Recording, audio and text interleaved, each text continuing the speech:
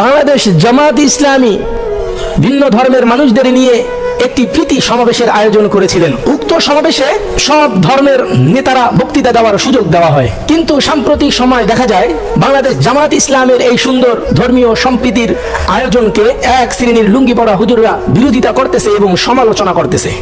আমি তাদের বলতে চাই, আপনারা তো নিজেরা মাদ্রাসার ছাত্র শিক্ষক ছাড়া কোনো ধরনের সভা সেমিনার আয়োজন করতে পারেন না। দয়া করে বাংলাদেশ জামাত ইসলামের পিছনে লাগবেন না। আপনারা মাদ্রাসার ছাত্র শিক্ষকদের নিয়ে যে রাজনীতি করতেছেন, এই রাজনীতির ধারাবাহিকতা চলতে থাকলে এই রাজনীতি দ্বারা মসজিদ আর মানুষের বাড়িতে মিলাদ মাহফিলে অংশগ্রহণ করা ছাড়া ভবিষ্যতে আর কোনো কাজ হবে না। রাষ্ট্র পরিচালনা তো দূরের কথা, এই লুঙ্গি পরে সংসদ ভবনের আশেপাশের এলাকাতেও যাইতে পারবেন না। আর বাংলাদেশ জামাত ইসলাম আওয়ামী লীগের চামচারা ব্যতীত 8 লক্ষ নারীদের সাথে নিয়ে ধর্ম বর্ণ নির্বিশেষে সবাইকে পাশে রেখে আগামীর বাংলাদেশ বিনির্মাণে কাজ করে যাবে ইনশাআল্লাহ।